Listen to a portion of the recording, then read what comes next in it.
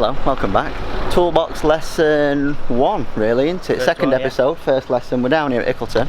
We've got SkyTrack out, we've got iPad set up, and we are doing the wedge matrix today with everyone's favourite Callum. Should we get into it?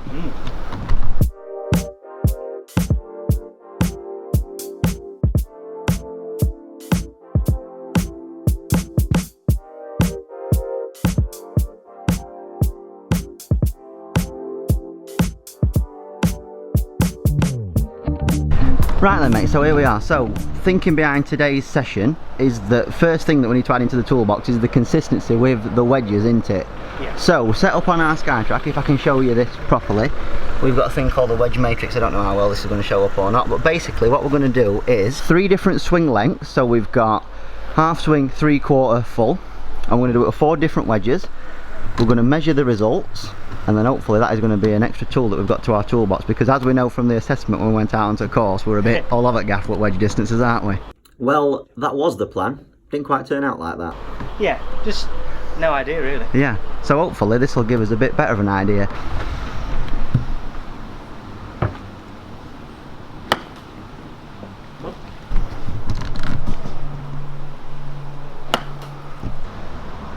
don't know what I'm looking at.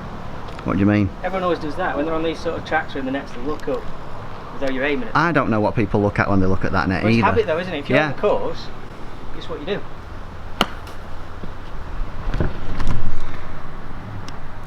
There we go. There we go. Lovely. So at this point we had to take a slight diversion. Now there were a couple of swing faults which were leading Callum to have 2 inconsistent strikes, and this meant that we weren't able to collect adequate enough data. So as you'll see later on in this vid, what we did was we scrapped the wedge matrix, we went away from the wedge distances and we focused purely on technique. And again, as you'll see later on this video, that was the correct decision. Anyways, onwards. That's where the mistakes happen, because you don't know what your distances are. Yeah. Well, I think it might be more of a technique thing than an actual gapping thing, because I presume the reason why you struggle with something like this before is because you do see too many misstrikes, you know what I mean? So what I think we should do is take a little diversion from this, spend a bit of time on technique, because I've got a couple of ideas that I think is going to improve strikes, how you're delivering that loft, because sometimes I think when we look at these figures your loft's quite excessive. So you know, even the ones that you do strike, they just pop up high, like way too high straight away. I mean, ideally I want to see them around 30-35 degrees of an optimum launch, and these are more like 45. So little drill that I've got for you, we'll do that for a good 10-15 minutes or so, and then we'll come back to this, we'll see if strikes change, we have a bit more consistency, and then we'll revisit it. Yeah, sound good? Perfect. Wicked. And yes, I know what you're thinking, what on earth has he brought out there? So technique wise, here's what I see, right? You spoke about just then ideas of wrist hinge. Yeah, and when I look at some of the best pitches in game, they negate it altogether. So as a pitch chipping idea, I don't see any of that from your likes of Jason Day and stuff. Have you ever watched our Jason Day pitches? So it's very much like straight arms, no wrist hinge, just controls like the radius of his swing, so it's not getting narrower or wider like that, by just making a body move. So with you at the minute I see too much wrist hinge and not enough body rotation. Because I think the best pitchers in the world, they'll see this club as an extension of what the body's doing. Do you know what I mean? Okay, yeah. So they'll see it as kind of that and that, keeping it super passive, whereas I think a minute we've got a little bit too much that going off. Which I like the idea of the... every now and then leads to a strike like that, doesn't it? Do you know what I mean? I like the idea of what you're saying. When I've tried it in the past, and again it all comes down to technique. Yeah. I've always been hitting before, Got you. sort of an inch or so before. Yeah. Which is why I think, well, I don't want to be doing that. Yeah, cool. But I want to lead you down that direction. Hopefully, the few problems that you've had in the past will hopefully be sorted. So this is a mag contraption that myself and Sam made a couple of years ago. What you have to do is you have to kind of stick it just left side. If you were to then make a really wristy move, one that we see you dumping them angles at impact, this blue grip is going to whack into your side. So what you have to do really is, by using your pivot, and what by that I mean the way that you're moving your body, it has to be more rotational as opposed to like that, do you know what I mean? So if you can get in there and hit a few pitch shots, kind of handle just went forward, but we're controlling it using our body turn, more like that, yeah? That's the feeling. Give it a go. First impressions, go and show us a swing. Let me get down, man. It what do you say? It takes some getting used to. Yeah, it will do. Well, you're only like 5 swings in, aren't you? Just show us another practice swing again.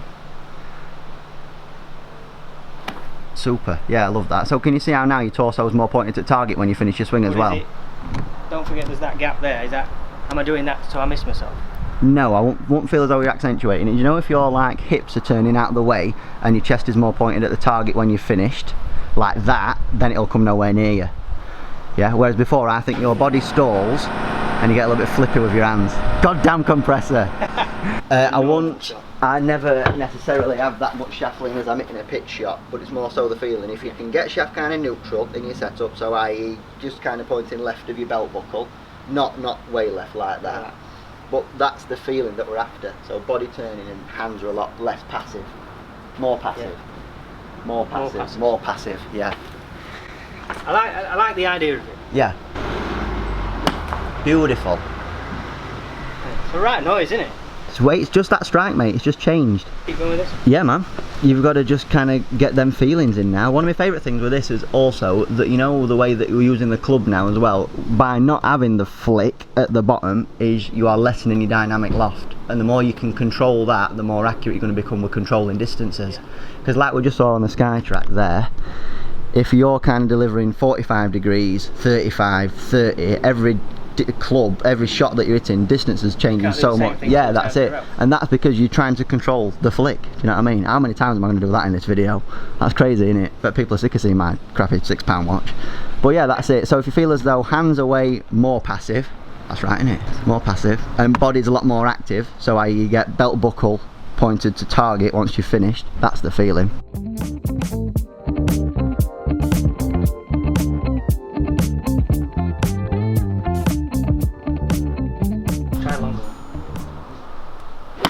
Beautiful. That's 10 times better. Feels it. Few more then. That were a good one. And then it's just a case of transferring them feelings onto your normal clubs. But I did say to you, like, knowing that we were doing this session, I'd rather spend the first however many minutes making sure that we can get some sort of consistency, because there's no point doing it. No, of course and then not. going out there and it's going to be... Well, this is it. I think if we'd have gone down the route of just doing wedge matrix, we wouldn't have seen consistent enough results for you to have a good gauge of how far you at each club, do you know what I mean? So hopefully change a little bit of technique, gain a bit of consistency, and then keep it in it like that, flagging it. Easy this, isn't it? In it. Beautiful. Feels straight, I don't know, we'll see how it looks. Yeah. But it doesn't feel like it's going right. Right. That it would have, I mean, I know you can't see, but as it feels in my head. Super, that move.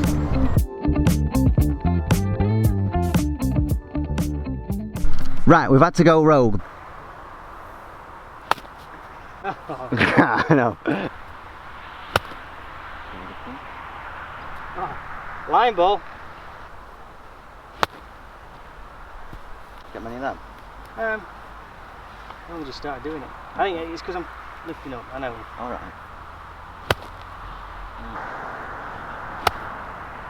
Good. I don't know if it's because I'm sort of sitting right up next to it, whether that makes a difference. Possibly. I think strike location definitely moving more towards the heel though.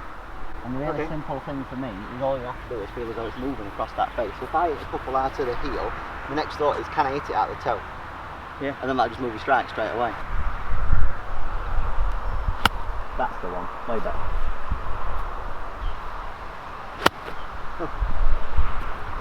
Something out that easy, isn't it? An unnatural, well, something I'm not used to. It does make sense a little bit though, because you know when you're employing new feelings, your strike is always going to want to move around that face. Strike's not like a constant thing, it's something that's forever changing. So we know that with this new feeling, tendency for you is that your strike's going to work more towards the heel, so that feeling of feeling it's higher out the toe. Yeah.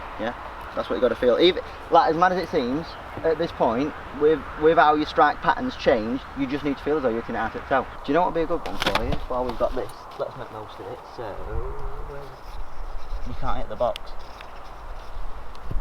Yeah. Right. Okay.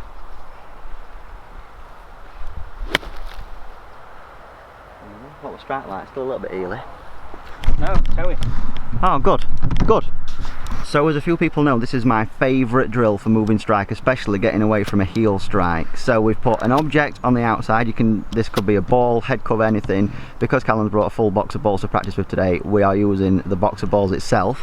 But all it does is promotes getting that club working more on the inside, moving that strike more towards the toe and hopefully more towards the centre. Do you want to give it a go?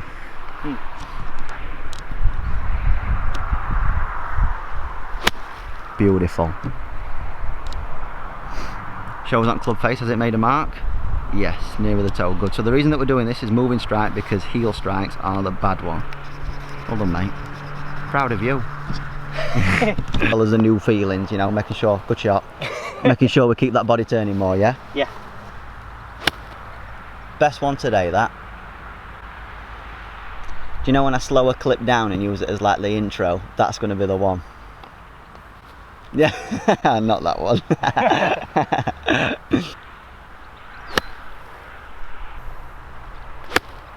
Awesome. That's better. I like this because it feels like something I can take to me mid to long irons. Definitely, definitely. This drill will work with everything, driver, irons, everything. Cool. Right, so that is first lesson done. Weird one, very weird one, but quite often I will have lessons that will be like that. So we'll think we'll be doing one thing at the start and we'll go really off course and end up doing something that is a lot more necessary. Glad we did that. Yeah. Because we saw weaknesses in pitching there, didn't we? We didn't see that many pitch shots on course. No. Definitely not to that extent. Not sort of, if there were, well, it was chips, wasn't it, just off the green, they weren't sort of 30 to 100. Yeah, definitely. So we're seeing irregularities in dynamic loft presented when we went on the sky track. That was a big one. That's what's made me gone to the training aid, so make sure that we're using our pivot more to control the pitch shot and the length of it. Before, where it was like body was stalling, very wristy, those ideas. But when we did that, we then saw a change in strike massively, didn't we? Yeah. We saw it go from very much centred but quite low, would you say? So you had a lot of thin shots, didn't you? Yeah, I did. To quite centred but very heely. So then we had to employ the new drill using the box to get that more centred. So now hopefully we're in a better position, pivot wise, using it more, and strike is a bit more centred when we employ that box drill. Cool. Like a drill sergeant. So that is lesson 1, episode 2 of the toolbox done. Yep. So for the next lesson, hopefully we're going to get on the flight scope at Sandhill. Yeah. We're going to take some swing videos, we're going to analyse them, we're going to see if any of this pitching stuff creeps into your long game, but mainly how the long game is faring up. So we'll look at irons, drivers, all that kind of good stuff. Present some swing videos to you, any necessary changes we'll be making them, and then we'll be feeding that through to the rest of the time. So cool. Sweet. Good. Thank you very much. Great start. We're off and running. Like, share and subscribe.